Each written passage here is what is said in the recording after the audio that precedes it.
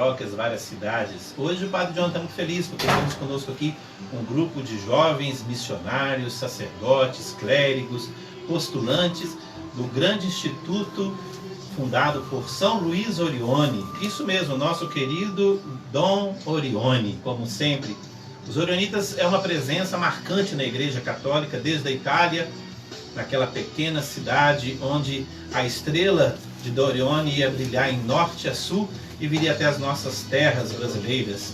Temos uma congregação também das irmãs, e também essa congregação temos as irmãs que também têm deficiência visual, que estão em constante adoração perpétua.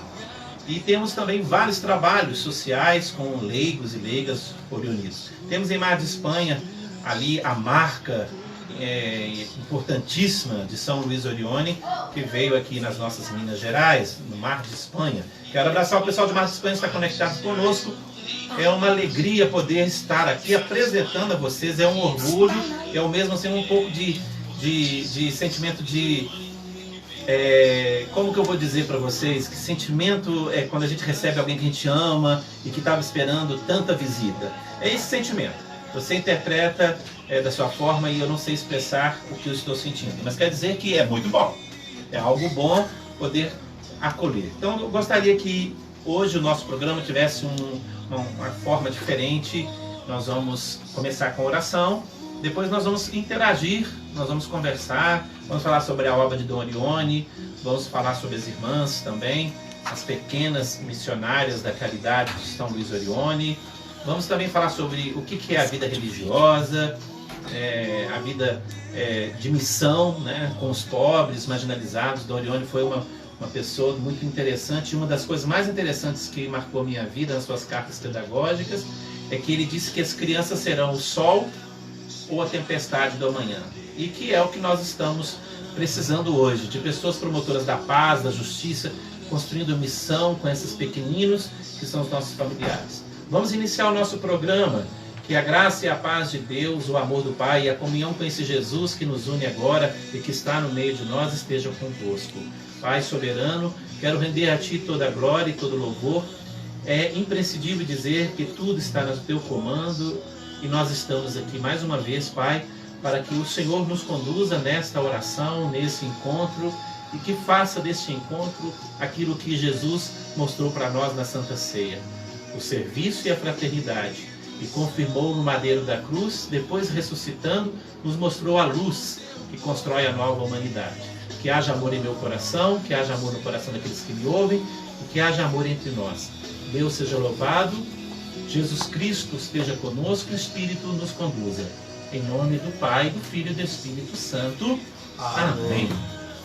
Queridos irmãos, agora eu vou deixar para eles se apresentarem. Depois a gente vai ter um bate-papo legal, um bate-papo muito bom com os padres. E nós estamos aqui em vários canais e redes de canais. Nós estamos no Facebook da paróquia, estamos no Facebook da nossa FM 90.5 de Bicas, para todos os lugares desse Brasil e fora do Brasil também, as pessoas que abaixam o aplicativo, acompanham-nos. E às vezes, engraçado, fora do Brasil, eu tenho amigos que estão fora do Brasil que acompanham o programa, e eu gostaria que vocês mandassem um retorno para nós, porque diz que é muito bom no sentido de recursos, porque às vezes depende da tecnologia, e nos aplicativos está dando muito certo. E também o pessoal aqui de Bicas. Então, é uma alegria poder acolher a família de Dom Orione aqui em nossa paróquia. Eu gostaria de me apresentar. Uma boa tarde a todos vocês, irmãos e irmãs. Eu sou o Padre Anderson Monteiro de Rezende, sou natural do distrito de Abreus, município de Alto Rio Doce, ali perto de Barbacena. Eu sou padre da congregação de Dom Orione desde o ano de 2008 que eu fui ordenado. É uma grande alegria estar aqui com vocês. Atualmente eu trabalho em Juiz de Fora, no Instituto Dom Orione, onde nós temos um pequeno grupo de seminaristas, postulantes e religiosos professos, e eu sou o reitor desse pequeno grupo, encarregado da formação deles. É uma alegria estar aqui com vocês. Amados irmãos e irmãs, eu sou o clérigo Natanael Comandante da Conceição. Sou natural de Linhares, no Espírito Santo, e resido também em Juiz de Fora, no segundo ano de Filosofia. É interessante os dois virem aqui, só pegar o microfone, eles vão se apresentar, estão ali fora na outra cabine, porque nós três vamos estar interagindo. Vem aqui, eles vão falar com vocês e ao mesmo tempo eles vão se apresentar. Vem aqui, que aí você vai ver vocês no Facebook. É só agachar aqui, pegar o microfone, chega mais para perto. Olha aí quem está conosco, fala quem você é, meu amigo. Boa tarde, eu sou o Fernando, sou postulante orionita, sou paraense. Há 50 anos a congregação orionita chegou no Pará e hoje eu resido em Juiz de Fora, estou cursando o primeiro ano de filosofia e é uma bênção, uma graça estar com vocês. Boa tarde, eu sou o postulante Cláudio, sou natural da cidade de Guamaré, do Rio Grande do Norte. Estou residindo aqui em Juiz de Fora desde o último mês de fevereiro e estou no segundo período do curso de filosofia. Que bom. Amigos e amigas, olha, o Padre Anderson, o clérigo que está aqui conosco, os nossos postulantes, nós estamos muito felizes, muita vontade aqui com vocês, que vocês estão nos permitindo entrar em sua casa, em seu coração, em sua vida, para partilharmos a alegria de sermos quem somos. Gente como vocês, mas que escolheu uma radicalidade evangélica. A gente quer seguir Jesus. E Jesus não é fácil seguir, não. Você pensa que é fácil falar Jesus, Jesus, né? Mas é muito difícil. A proposta de Jesus é conversão diária, é sempre a gente se abaixar, curvar, dobrar os joelhos de coração e recomeçar. Então, é por isso que nós somos sempre eternos construtores da nossa vocação, do nosso chamamento, e não é fácil. E ontem é interessante, o Padre Anderson, irmãos que estão aqui, o diácono João Carlos vai ser ordenado segunda-feira, e eu falei na homilia e depois ele repetiu novamente, que em Bicas se criou e se ouviu muitas vezes falar, e a gente pediu na missa que quebrasse essas palavras, porque a gente não concorda com essas palavras. Foi falado pelo clérigos, pelas pessoas que passaram por aqui, falando que em Bicas a cada 50 anos dá um padre. E graças a Deus, não esperou 50 anos, vem o João Carlos. E eu falei, em nome de Jesus, vamos quebrar esse negócio, nós precisamos de vocações. Então Bicas tem que dar, quem sabe, uma vocação por ano, para as congregações, para a diocese, e parar com essa mentalidade, que isso vai entrando na cabeça da gente, e a gente aceita, e isso se torna uma coisa que acorrenta. As palavras acorrentam. Então Bicas é uma cidade que o patrono é São José. São José é o patrono da Igreja Universal, é o pai das vocações. Então Bicas tem sim, tem condições de dar vocações para a igreja. Você, vovô e vovó, fala com seu neto, fala, olha, por que você não pode ser padre?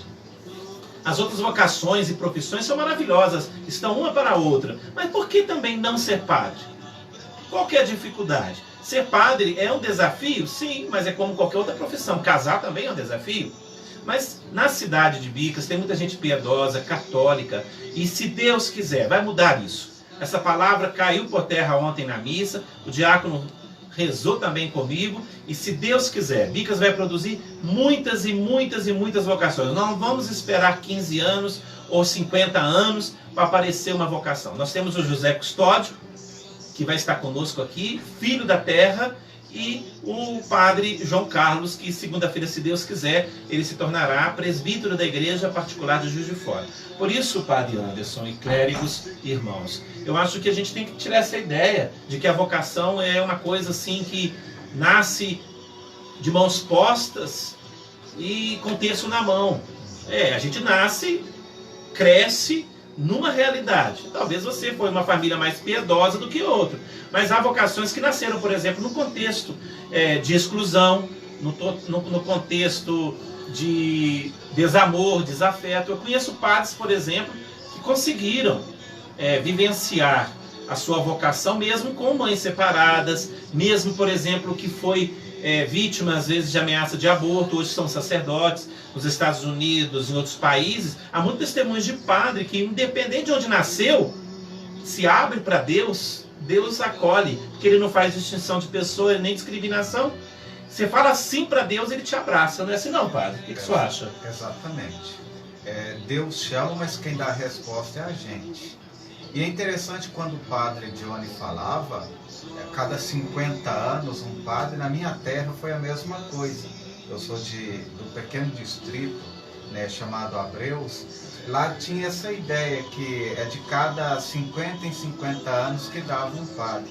Eu acho que eu fui padre antes dos 50 anos. Agora, vamos ver quem será o próximo. Mas requer dar um primeiro passo. Deus chama, mas é a gente que tem que tomar a decisão de seguir, de ir adiante, de tomar essa cruz e seguir Jesus, porque ser padre não é fácil, é difícil, requer muito sacrifício, mas também com sacrifício vem muita alegria e vem muita recompensa também. E é interessante, né, padres, que a gente fica pensando sobre a vida de São Luís Orione, que hoje é São Luís Orione. Eu tantas vezes rezei aquele santinho com uma relíquia dele, pedindo a beatificação, servo de Deus, a beatificação, e hoje é São Luís Orione, e ele sofreu muito. Ele sofreu, inclusive, internamente na congregação, se me permito falar, que uma vez ele juntou todo mundo, os clérigos, juntou no colégio e numa quadra que ele tinha, ele pegou todos os colchões e queimou tudo. Falou assim: para de burguesia na minha congregação. Jesus nasceu pobre. É interessante, esses santos, eles são muito contundentes. Não é que ele quis agredir, não, claro, ele tem que ter um bom colchão e tudo, mas ele quis dizer assim: busque o essencial, né, padre? Sim. O essencial é a vocação do Cristo, do pobre, humilde, né? É engraçado que a vida de São Luís Orione, vale a pena que lembrar que São Luís Orione nasceu em 1872, numa pequena cidade da Itália chamada Pontecorone, de uma família muito pobre.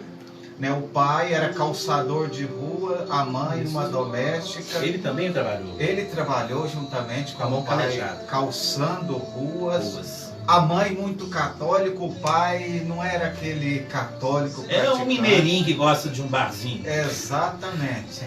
Mas é interessante. Sofreu muito.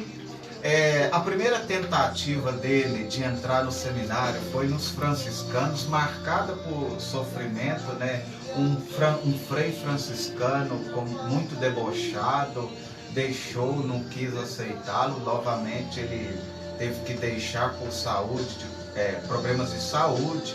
Depois ele entrou nos salesianos, mas não era também a vontade de Deus que ele permanecesse nos salesianos. Na véspera do noviciado, ele pediu 3 sinais, que fossem enviados 3 sinais a ele para que ficasse claro se seria essa ou não a vocação dele. Foi-lhe enviado, ele deixou os salesianos, entrou na diocese.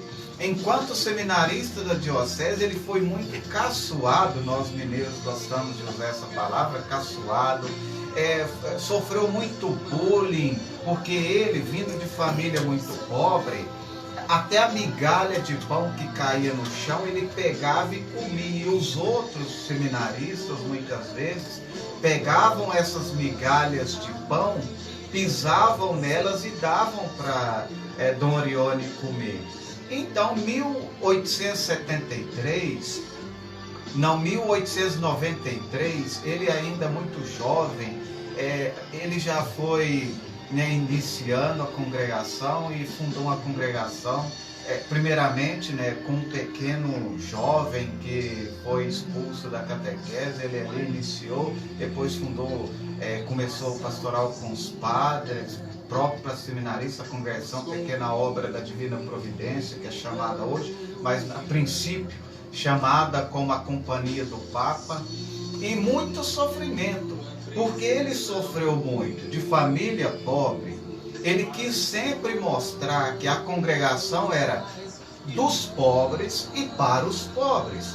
E entra nessa passagem, que o Padre Dione acabou de mencionar. Uma vez, ele percebendo que os seus seminaristas estavam vivendo na burguesia, ele pega os sofás, joga fora e colchão e fala: nós somos pobres e para os pobres.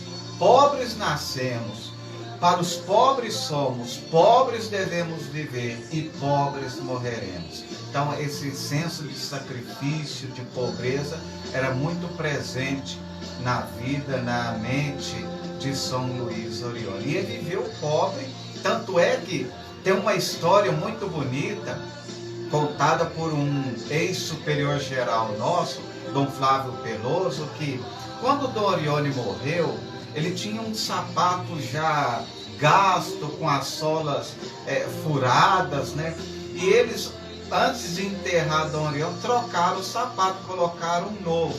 No dia seguinte foram ver o sapato velho dele estava novamente no corpo. Não queria ele um sapato novo, ele queria aquele sapato velho, furrado, usado, para mostrar que realmente ele era dos pobres, para os pobres, esse senso de sacrifício que ele tinha vivido e transmitiu para nós, né, seus filhos, e claro, para a congregação, ramo feminino, as pequenas missionárias da caridade, né, as nossas irmãs, pequenas irmãs missionárias da caridade, também o senso de pobreza.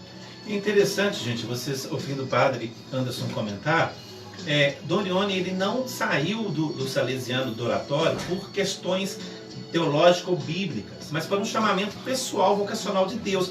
Então as pessoas acham que tem que brigar, dividir, fundar outros movimentos, outras comunidades de vida e aliança, porque não se identificou com isso, com aquilo. Não, Dom Leone, ele foi um questionador de si mesmo. No primeiro ponto, ele mesmo perguntava, para que eu vim?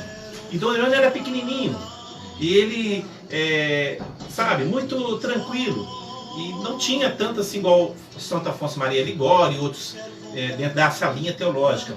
Mas Dom Leone tinha uma sensibilidade que aprendeu com Dom Bosco. E Dom Bosco mesmo e os salesianos incentivaram ele a ir buscar um horizonte. Então a congregação da Divina Providência, os filhos da Divina Providência, eles saíram para um projeto concreto, embora bebendo da fonte franciscana e salesiana de Dom Bosco, ele criou, Deus quis para a igreja e o mundo, um instituto próprio, com identidade.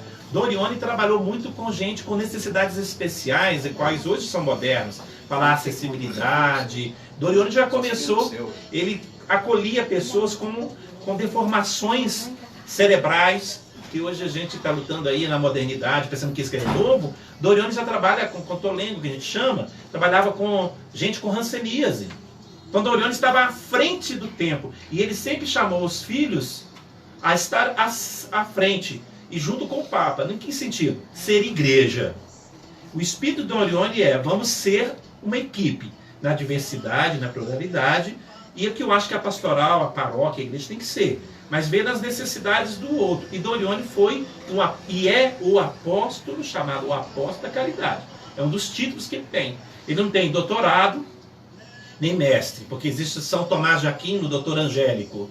Existem os doutores, Teresa d'Ávila, as doutoras, mas Dom Leone é o apóstolo da caridade. Que é melhor título do que esse? Significa que ele viveu e vivenciou a dinâmica do bom samaritano. Vocês lembram, nós falando sobre o bom samaritano? Então, ele encarnou a misericórdia com atitudes. E essas cenas que ele tem, como pegar e queimar sofás, não fiquem assustados. Isso aí é apenas uma metáfora para dizer, para chamar a atenção para os irmãos. Cuidado, porque você que está me escutando, corremos o risco de ser vaidosos. Qualquer elogio, às vezes, nos deixa assim... E tem que ter cuidado, porque Dom Leone sempre ficou muito humilde e tranquilo. E eu espero que vocês, o clérigo, e vocês conhecendo a vida de São Luís Orione, e também nós temos a graça de ter irmãs de Espanha. Eu espero que o Padre Anderson, o pessoal de irmãs de Espanha, possa estar estudando essa vida maravilhosa e poder trazer para a nossa forania. É uma riqueza muito grande. Mas como que foi a caminhada vocacional sua, clérigo? Porque você é clérigo ainda. O que é isso, ser clérigo agora? Aqui está o padre, ali os postulantes. Que dinâmica interessante é essa? Por que essa pedagogia? Né? Porque é uma pedagogia, né? Didática. Sim. A vocação nasce no seio familiar. Ouvindo, falando de Deus, intercedendo, rezando, levando a criança para a igreja, ensinando a família, ensina a criança a rezar. E isso que tocou no meu coração. Minha mãe me ensina a rezar, leva para a igreja, e nós assim, aprendemos na catequese, e com isso o chamado Jesus vem nos chamando, com a nossa família. E quando eu conheci a congregação, como eu conheci, né? Eu era coroinha da comunidade, servia, ia na missa, e uma atitude de um padre. Minha paróquia era diocesana. A atitude de um padre simples, humilde, que falava de Deus e vivia. Isso me chamou muita atenção. E quando eu tinha 12 anos também, Eu estava rezando na adoração ao Santíssimo e Jesus me chamou através de eu tocando violão na comunidade, e Jesus me chamou, Natanael, falei, eis-me aqui, ele, segue-me. Aí eu falei com meu pai do anseio de entrar no seminário, conhecer. Ele falou, não, você é muito novo, vai rezar mais, deixa amadurecer mais a vocação, a vida. Aí com 17 anos, eu fiz uma experiência no Dom Orione com apenas 1 ano, e desse ano eu fui aprendendo mais, aproximando mais, e com isso eu fiz a carta para entrar no seminário. Gente, como que é interessante a fala dele, falando sobre o testemunho da simplicidade na pobreza. Na vida você pode ter toda a dignidade que todo ser humano merece. Uma boa casa, encanamento de água, esgoto, isso é dignidade. Que deveria os poderes e a justiça, as leis humanas, ordenarem para isso. Porque o que direciona uma determinação da lei positiva é justamente o amor. O amor é a lei divina. É preciso que haja amor. Se há amor no seu coração, no meu coração, transbordem que ninguém passe fome. Que todos somos irmãos, somos uma família, a humanidade. Então o amor ele é a peça principal e o motor principal, que são as leis das constituições de seus países, de seus municípios, e até mesmo as leis de postura e conduta dentro de uma sociedade. Por isso, o testemunho de uma pobreza, de uma simplicidade, reflete a beleza daquilo que está oculto. Mas o contrário não consegue revelar o oculto. O mistério só se revela quando você é simples e pobre. Porque é por isso que Jesus nos ensina no projeto da encarnação de escolher uma simples jovem de Nazaré para que possa assim trazer no ventre o Deus Salvador, e que ele se projeta num lugar onde não teve hospedaria e foi para um lugar que foi acolhido, que é um estábulo, e nesse estábulo ele conseguiu um coxinho, né, uma manjedoura e palhas, e os animais e as pessoas de boa vontade circularam e falaram, opa, estou vendo na pobreza e na simplicidade a realeza. E por isso veio os reis magos que testificaram. O plano amoroso de Deus para nossas congregações, para as nossas dioceses, nossos seminários, é manter a nossa identidade. Nós somos católicos, nós temos uma tradição, temos um patrimônio histórico herdado pelos mártires, pelos apóstolos. E isso tem que ser garantido pelos bispos. E nós, como colaboradores dos bispos, das congregações, temos que sempre buscar a refundação de nossas raízes. Os orionitas têm que sempre mergulhar nas cartas pedagógicas, na fundação de Dom Orione. Dom Orione é a referência do Instituto. Mas tiveram outros padres espetaculares na nossa congregação. Né? Igual o nosso irmão falou, que já tem 50 anos de presença lá no Pará. Imagina aqui em Belo Horizonte, imagina no Sul, imagina na Itália. Quantos anos tem a congregação? A congregação tem mais de 100 anos, né? Está com 106 ou mais anos, 100 e tantos anos. Buscar essa raiz, que é fundamental, né? Exatamente. Agora, hoje nós estamos aqui online. Olha, quem diria que Dom Luiz Orione não teria isso? Nunca imaginaria. Mesmo ele sendo um homem visionário e que via o futuro, ele não previa que haveria, talvez até se investigar, Orione talvez tinha alguns sonhos, igual Dom Bosco. Mas quem diria que hoje os meios de comunicação, via virtual, nós teríamos que aprender. Todos os padres estão agora num novo tempo, de uma nova evangelização, porque por causa da pandemia, nós estamos aqui. Essa é a diferença. Mas a essência é o que ele falou, o clérigo falou tão bem. Ele viu naquele padre, lá na paróquia dele, como coroinha, uma referência de um padre pobre, simples, humilde, e ainda ele acrescentou, sem combinar, que ele, durante a adoração ao Santíssimo, aí a gente aprofunda, queridos católicos, eu insisto sempre, a hóstia é o nada que depois da transubstanciação, da consagração, se transforma em tudo. Então aquela hóstia tímida, branquinha que o padre ergue, é Jesus, não é só estar Jesus nela. Realmente é a experiência mais humilde do que até o próprio presépio.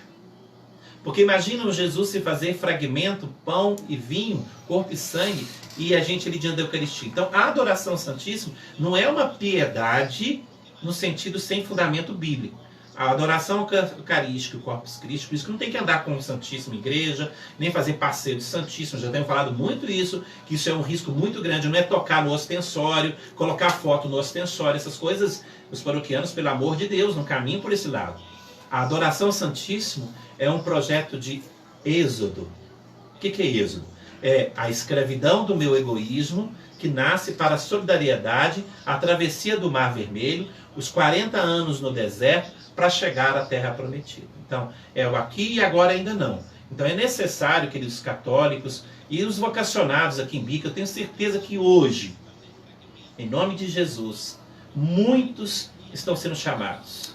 Eu acredito nesse poder que os anjos, o Pai está tendo misericórdia por nós, porque nós não somos nada, nós somos pecadores, mas eu tenho certeza que através deste momento, eu tenho certeza que Deus está despertando já no útero de algumas mães a vocação sacerdotal e religiosa e a consagração plena, porque nós precisamos urgentíssimo. E nessa fala, nesse momento espiritual, eu tenho certeza que muitas famílias estão doando generosamente um filho para a consagração. Por isso, amados irmãos, é uma peleja a nossa vida, mas é uma peleja que tem um sabor de vitória, porque é Jesus o ressuscitado que pregamos, e não Jesus morto, né, padre? Exatamente. Eu fui missionário fora do Brasil 12 anos. Inclusive, ele podia dar uma fala para o pessoal, que ele fala uma língua que eu não entendi. Tentei acompanhar outro dia, e eu achei bonita a língua. Que língua é aquela, padre? Só para tocar. Tagalog, filipino. Nossa Senhora. Fora, a gente diz que a vida sacerdotal é o sweet sour. Quer dizer, o doce amargo. É doce, mas amargo. É doce porque a gente está servindo ao próprio Senhor, né? Jesus Cristo, a causa de nossa alegria. Mas é amargo exatamente porque a gente tem que carregar muitas cruzes. Seguir Jesus requer deixar de lado muitas coisas e assumir muitas outras. E requer muito sacrifício diário. Quem decidiu seguir Jesus, o primeiro sacrifício foi deixar a família. E quem se põe a caminho é uma condição assim, primeiro, deixar a família. E eu me lembro que quando eu decidi entrar nos Orionitas, em 1995, muitos certamente que estão nos assistindo não eram ainda nascidos, eu tinha apenas 15 anos. Para minha mãe foi um momento de lágrimas. Para meu pai nem tanto, porque meu pai, né, sendo um agricultor, ele não tinha muita... assim, não chorava, pelo menos na frente da gente. Mas eu senti uma... O homem chora para dentro, né? Chora para dentro. E, eventualmente, depois Deus foi pedindo mais, né? Ir para Belo Horizonte, depois a congregação me envia mais adiante. Passando 12 anos, né, fora em missão. E a gente percebe que cada momento, cada ano, cada passo dado, a gente tem de dar uma doação maior. Por isso que é amargo, muitas vezes é muito dolorido. Por isso que muitas vezes rasga o coração, fere a alma. Mas é doce no final, porque a gente está servindo o Senhor. Aquele que nos amou primeiro, que é Cristo, né? Por causa dele. Por isso que a expressão ela é muito bonita. O sweet sour, né? O doce amargo. Doce porque a gente está servindo a Jesus Cristo, a causa de nossa alegria, mas ao mesmo tempo amargo, porque a gente tem que deixar muitas coisas, né, de lado, muitas outras possibilidades, porque toda decisão, toda, né, opção requer exclusão. Quando a gente escolhe algo, a gente exclui muitas outras coisas. E é interessante, retomando aqui a palavra de Deus, Jesus fala que precisamos primeiro ter calma, porque os apóstolos estavam muito nervosos, porque algumas coisas não funcionavam e não iam de acordo com o projeto. E aí eles ficavam muito agitados, um queria até pedir fogo do céu para arrebentar os outros. E a gente tem esses repentes na vida, e Jesus falou assim, olha gente, calma, peraí, as coisas vão acontecer de forma tranquila. Olha, veja a árvore, você cerca ela em volta, faz a capina, aduba, depois você vai esperar ela produzir frutos. Então tenha paciência, vamos esperar reconhecer a árvore pelos frutos. A vocação nossa você que está querendo seguir, você vai ter que esperar o projeto de Deus se realizar em você. E Deus, às vezes, silencia para que o ser humano se prepare para as possibilidades futuras. Então, tenha paciência quando Deus chamar, porque todos nós passamos por contrariedades. Todos nós decidimos um dia desistir. Talvez não é o lugar, talvez... Igual São Luís Orione, olha quanto sofrimento para ele chegar à conclusão de que Deus queria isso para ele, que veio fazer a vontade do Pai. Então, é um discernimento cotidiano. Mas eu peço que nesse tempo de imediatismo que estamos vivendo, eu quero agora, que se não for agora eu não quero mais, nós possamos desacelerar, você vocacionado, não desanima. Talvez aquele reitor, aquele padre, aquele provincial, aquele bispo, aquele colega padre, pode te aborrecer, você entrar para sua cela, que antigamente a gente falava cela, né, padre? A gente entrar para o quarto, chorar, derramar-se, e às vezes deixar que o chuveiro, a água caia e as lágrimas desçam também junto. E você, eu quero voltar para minha casa, eu quero ir para minha mãe, eu estou largando tudo, mas aqui eu estou sofrendo aquilo que o diabo amassou com o rabo. Sintetizando. Mas então eu peço que sigamos a Jesus. Jesus falou, calma, guarda a bainha, olha, guarda na bainha essa espada, não é assim que funciona, vamos caminhar. E o ministério de Jesus, ele ainda perpetua em nós. Por isso eu quero que seminarista e vocacional não desista. Seja essa congregação X ou Y, só se tiver um propósito, realmente como São Luís Orione. Mas para que abandonar a congregação, ou sua vida sacerdotal, ministerial, para outras aventuras? Então, igual eu falo para alguns casais, tem pessoas que às vezes acham que trocar de mulher funciona. Eu sempre digo, olha gente, mulher é igual em qualquer lugar, só muda de endereço.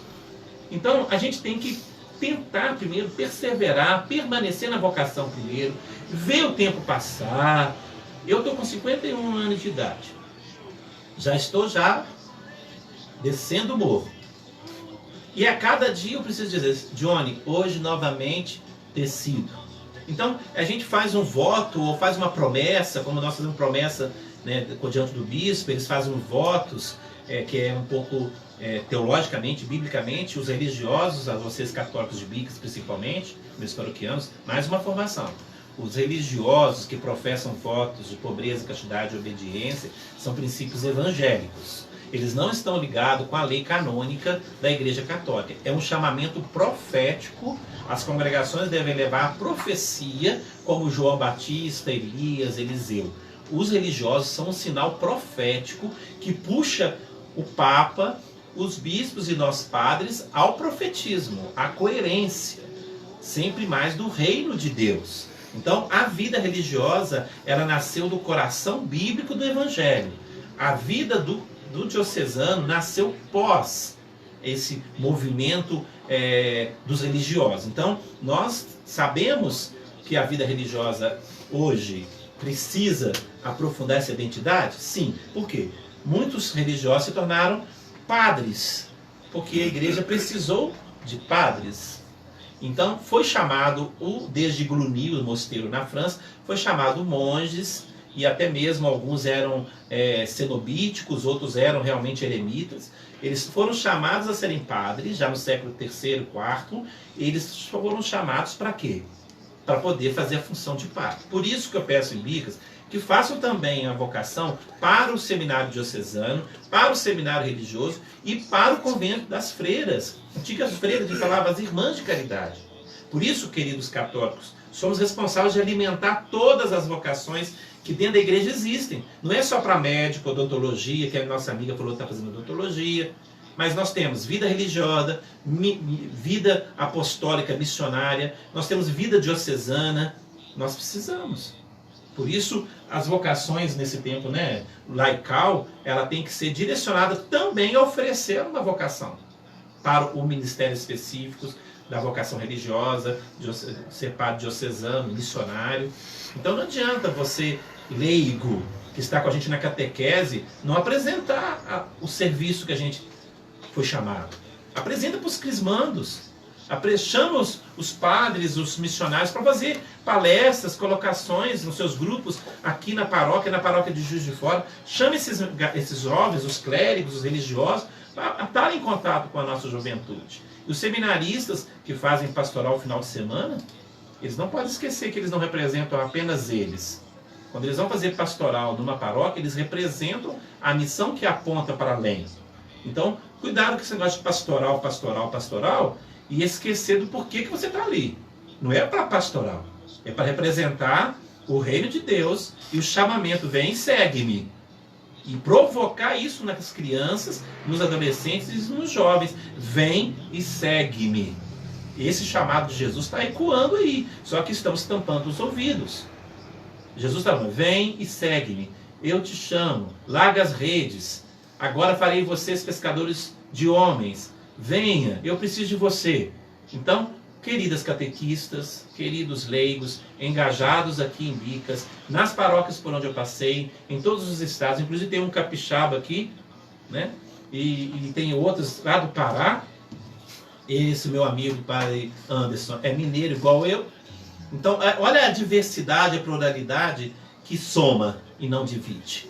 Então, sobre essa experiência, padre, de ter paciência e perseverança na vocação, tem muita gente desistindo rápido, né, padre? Os primeiros atropelos. Se o senhor quisesse desistir diante dos desafios que vocês passaram, não estaria aqui hoje, né, padre? Se eu tivesse desistido, nem entrar eu teria, né? Porque para entrar no seminário, assim, a primeira diversidade foi ir fazer um encontro vocacional. Eu me lembro que eu fui numa boleia de uma pampa, saindo de Alto Rio Doce, passando toda a BR-040 para chegar a Belo Horizonte, escondido na boleia de uma pampa, deitado ali numa época que não podia. Primeiro sacrifício, e depois os demais sacrifícios. Se fosse uma questão de imediatismo, né, agora eu quero isso agora, eu nem teria chegado, porque o processo formativo é um processo que vai uma década. A gente entra e a gente tem que passar, né? Aceitar a formação, abrir-se a formação, o que não é algo muito gostoso, muito generoso. Né? Numa cultura de prazer, de hedonismo, né? de culto ao corpo, muitas vezes, para a gente, o que não é prazeroso, a gente deixa de lado. A gente não gosta. O que é dolorido, o que nos causa sofrimento, muitas vezes a gente, não quero mais. Então, requer paciência e, sobretudo, perseverança e ter um propósito claro. Eu estou aqui para esse propósito e eu vou vencer todas as adversidades por esse propósito que é servir a Jesus Cristo, ser sacerdote, mas antes, no nosso caso, ser religioso, porque o sacerdócio ele vem por acréscimo, porque nós, no meu caso, eu sou religioso antes de pároco. Então, antes de eu ser ordenado sacerdote, eu fui consagrado, né, pelos votos de pobreza, castidade e obediência. No nosso caso, orionitas, nós temos um quarto voto, que é o voto de especial fidelidade ao Papa. Fidelidade ao seu ensinamento, né, propagar o ensinamento do Papa, e fazer tudo para que a fé seja defendida. E é interessante que os provinciais, os superiores gerais, possam basear-se nas suas constituições. E não deixar que essa situação de ser padre é mais importante que ser irmão, ou frei, ou clérigo. É importante que a vida religiosa não perca o seu dinamismo. Ser padre é acidental para a vida religiosa. Sim, vamos ser claros.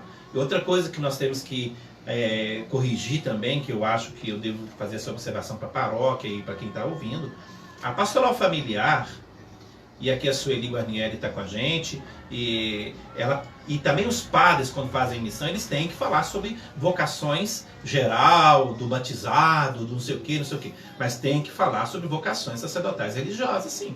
Nós precisamos ser honestos, nós temos que interpelar e chamar os meninos e falar, você não quer ser padre? Não tem que ter medo disso. Porque os padres mais velhos e antigos, padre, tinham muita ousadia, eles tinham orgulho. E falavam, você tem que ser padre. Hoje a gente parece que está assim meio que respeitando o livre-arbítrio, a liberdade de escolha. Não, a gente tem que propor. Tem uma proposta? Tá aí. Se quiser, bem. Se não quiser, tudo bem. Então, esses retiros vocacionais, essas promoção vocacional, eu acho principalmente na nossa diocese, tem que ampliar um pouco e ser ousado, tem que realmente interpelar o jovem. Aqui eu estou falando muito nas missas, em todas as paróquias que eu passei na minha vida, mais de 9 paróquias, eu sempre falei sobre a vocação religiosa, sobre a vocação, e falei, olha gente, vocês têm que ter, é uma vergonha um padre numa paróquia não enviar para as congregações, para a vida religiosa e a vida sacerdotal diocesana, padres jovens. Nós crismamos às vezes 250 e tudo vai para outras profissões. Nós temos que ir nas escolas, não tem que ter esse negócio. A identidade deve ser discutida. Não, a identidade não. Deve ser discutida os meios. Agora, eu tenho identidade católica, eu sou padre. Agora, eu não preciso de impor, eu não preciso ser autoritário, eu não preciso querer regalias e privilégios. Para com isso, isso não existe mais não. Somos cristãos e, acima de tudo, somos humanos. Primeira coisa, somos uma família só. Agora, que ser católico e ser padre, eu sou feliz. Eu posso falar isso. Eu gosto. Eu nasci com essa vontade. E eu lutei para isso, e com as armas que eu tinha, porque quase ninguém apoiou. Eu sou fruto de uma escolha muito pessoal, porque as portas fecharam quase todas para mim. Por eu ser impetuoso, ser falante, de querer tomar frente, a gente apanha muito. Porque a gente não carrega cartas nas mangas, a gente não faz manipulação, a gente não faz aquele jeitinho para agradar. Isso, não, sou o que eu sou, e com autenticidade, nunca menti para o meu formador, nunca menti para o meu superior. Quebrei o copo, fui eu, e agora? Você vai fazer o quê? Pegar o chicote e me bater? Pode, eu quebrei. Então eu acho que a transparência na vocação é fundamental. No processo de formação, a transparência. Eu não digo que você tem que falar tudo o que você pensa. Isso é grosseria e é falta de educação. Você tem que processar os pensamentos, mas nunca mentir. Sempre chegar perto de um confessor, de um diretor espiritual, que é uma figura importante, e falar, olha, eu estou com esse processo, o meu desejo está movendo, eu estou com outros sonhos, eu estou tendo sonhos, eu estou tendo desejos que eu não sabia que na minha caminhada ia aparecer. Como é que eu faço para ser ajudado? E aí, nós padres e as pessoas da formação, aí estou entrando num lugar que eu não sou, né? Não sou formador, não sou nada, mas sou formador de uma paróquia. A gente tem que ter muita ética com o que chega aos nossos ouvidos. Para dentro de uma congregação, de uma comunidade, é muito difícil. Viver a vida religiosa, o primeiro profetismo é conviver. Às vezes a pessoa acha que inserir-se na favela, ou está lá dentro do lixão, como eu trabalhei em Alvarenga, lá em São Bernardo do Campo, no bairro de Detroit, eu trabalhei com lixão. Ali o lixão todo do ABC ia ali. E eu trabalhei ali com a irmã Laura, que era administradora paroquial lá da comunidade. Então, vejam bem, não é só inserir-se, ou só abraçar a causa do pobre, não, mas a vida religiosa para vocês, o maior desafio é a convivência. E uma das coisas mais difíceis e dolorosas é você ficar convivendo. Imagina, eu sozinho numa paróquia tenho que conviver com o povo. Depois eu volto para minha casa e estou sozinho. Mas a vida religiosa, eles estão ali, mas depois tem que estar lá almoçando, jantando, tomando café, fazendo as orações de manhã cedo, de tarde, ao meio-dia, no Santíssimo Sacramento. Você sabe que eles rezam o dia inteiro para nós? Então, os religiosos têm aquelas fórmulas de orações próprias, né? E eles estão ali inseridos. Agora, esse é um profetismo. Segundo, esse passo que eles são para nós, uma chamada de direção à radicalidade do Evangelho, né, padre?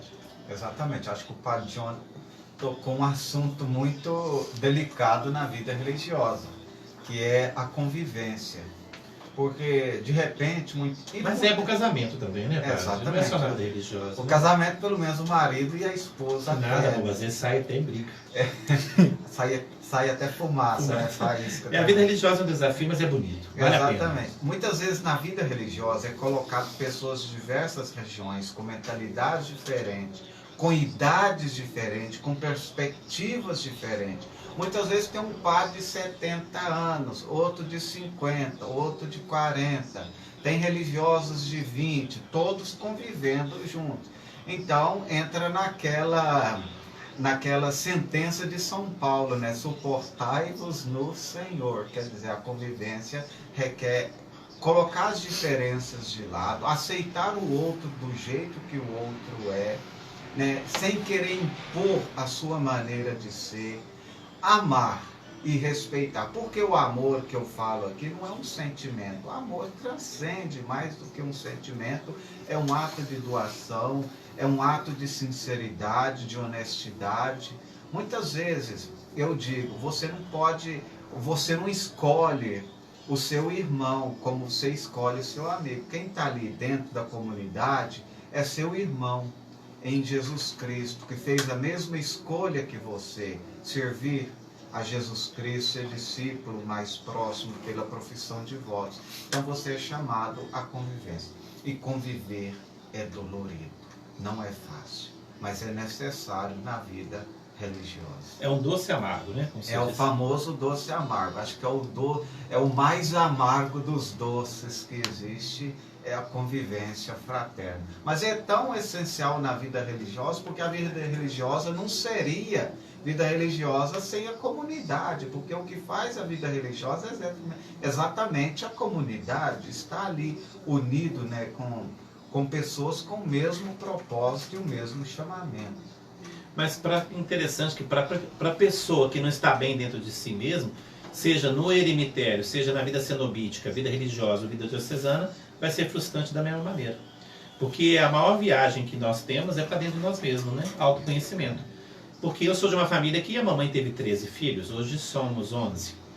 Então, assim, eu tive que pensar de que a dinâmica era minha, não era dos meus irmãos. Meus irmãos continuaram sendo o que são, minha mãe continuou sendo o que é, meu pai já faleceu há um ano, e eu continuei sendo o que eu sou na minha construção histórica, no meu sujeito, na minha pertença a Deus e à Bíblia que eu leio. A Bíblia me orienta muito, a Sagrada Escritura me faz entender de que tudo aquilo que eu vejo no outro, eu também tenho dentro de mim, sabe? Eu falo sempre para os paroquianos aqui que eu tenho Caim dentro de mim, eu tenho Betsabá dentro de mim, eu tenho Golias, eu tenho Sansão, eu tenho Davi, eu tenho Madalena, eu tenho Judas, eu tenho Pedro, né? O que eu quero ter é Jesus.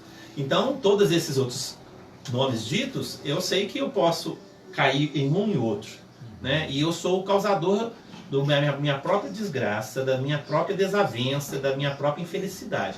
Nada mais, ninguém é responsável por mim. Só eu sou responsável em ser feliz ou não. E é uma decisão em Jesus. Jesus, para mim, é o único homem que não falha. Né? Por isso que o salmista diz, infeliz do homem que confia no outro homem.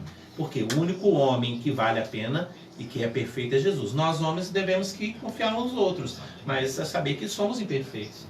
Eu gosto do Senhor sendo que o Senhor está aqui e no pior que o Senhor manifestar. Qual o problema? Eu vou continuar amando. Não é assim? Agora, a gente tem que ser bom senso e retirar quando a gente está sendo demais. Então, se você não gosta da congregação, não gosta de ser padre, já está atrapalhando a vida dos outros, racha fora, rapaz. Pega o rumo, né? Porque às vezes fica ali aquela coisa assim, tipo na panela de pressão, ou fica aquele caldeirão fervendo e não decide nada. Então, decide, toma o rumo. Jesus vai gostar de você do mesmo jeito. O que você não pode é fazer da sua própria vida um canal de perturbação, falta de paz, né? Para os outros. É isso, pai? Exatamente. Estamos terminando já. Os meninos querem falar uma coisa, uma mensagem aqui? Vem cá. Você, padre, dioclérigo. Nós estamos já finalizando o nosso projeto hoje. Foi totalmente diferente de tudo que nós estamos construindo nesses 2 anos. Mas eu, acima de tudo, eu quero dizer a vocês que estão nos assistindo e acompanhando, que para mim está sendo assim uma transbordar de alegria poder estar com eles aqui. E eu espero que vocês tenham gostado e quem sabe muitos de vocês querem seguir a vocação religiosa, procurar o padre aqui e os clérigos, os meninos, para serem religiosos orionitas. Então, só dizer a vocês que estão nos acompanhando, jovens dessa cidade, que se vocês escutarem o chamado de Deus na vida de vocês, não tenham medo de responder. Tem um bispo que eu gosto muito, que ele dizia que a vida religiosa, essa coisa de ser padre, é como se fosse uma cachaça. A gente se embriaga, mas quanto mais bebe dela, quer beber e é feliz, apesar das quedas, apesar das nossas limitações. E creio que realmente Jesus trabalha com aquilo que é fraco. Ele faz o que é fraco para confundir muitas vezes aquilo que é forte. Então não tenham medo de responder ao chamado que Deus fez a cada um de vocês. E rezem pelas vocações, rezem por nós, não é fácil, mas que felicidade estar com Ele, que consolo, na tristeza, na alegria, Ele sempre está do nosso lado, Ele sempre é o nosso amigo. Amém. Vamos fazer aquela oração na língua lá? Como é que chama? Explica para ele o que é essa língua. E você faz uma oração na língua e depois você encerra com a oração e ele vai abençoar a gente. Não, você fala que a língua de vocês lá, sei lá, filipino. Na época em que eu fui convidado pela congregação para ser missionário na Ásia, de modo especial nas Filipinas, foi um momento de muita alegria, mas também de muitas dores. E nas Filipinas nós tivemos de aprender, no meu caso, a língua Tagalog. Tagalog é uma língua que significa língua dos rios, Taga e Log, da beira do rio. É a língua dos ribeirinhos, que se tornou a língua nacional, num país que tem 7.200 ilhas e mais de 70 línguas, essa é a língua oficial. Então, uma das orações, né, que todos nós conhecemos é o Pai Nosso. Ama namin sumasalangit ka, sambahin ang ngalan mo, mapasa amin ang kaharian mo, sundin ang loob mo, dito sa lupa para ng sa langit. Bigyan mo kami ng aming kakanin sa araw-araw, at patawarin mo kami sa aming patawarin sa lahat ng aming mga kasalanan. Amém. Queridos irmãos e irmãs, nós estamos aqui agora encerrando o nosso programa. Quero que eu, o Padre Anderson, os irmãos que estão aqui orem comigo, para que sua casa seja sempre um reduto do Evangelho de Jesus e, acima de tudo, aberto sempre a todas as pessoas. Para que assim o seu coração não se feche, como o povo de Israel era convidado a estender a tenda, a largar a tenda para acolher mais e mais. Sejamos pessoas hospitaleiras, acolhedoras e, acima de tudo, o Espírito Santo enviará anjos para nos dar a orientação, como foi o pai Abraão na nossa fé, que sem saber acolheu o próprio Senhor. Por isso, através dos santos anjos que Abraão acolheu, Jesus quer que nos acolhamos uns aos outros. Sejamos uma igreja aberta para a acolhida e que, quando nós formos advertidos e orientados pelas dores e sofrimentos que atravessamos, nós vejamos com os olhos como Deus vê, em paz. Tudo é para a maior e honra glória de Deus. Por isso, abençoe a todos que nos acompanham, em nome do Pai, e do Filho e do Espírito Santo. Amém. Muito obrigado a todos vocês, fiquem com Deus, até a próxima sábado que vem, se Deus assim nos permitir. Obrigado.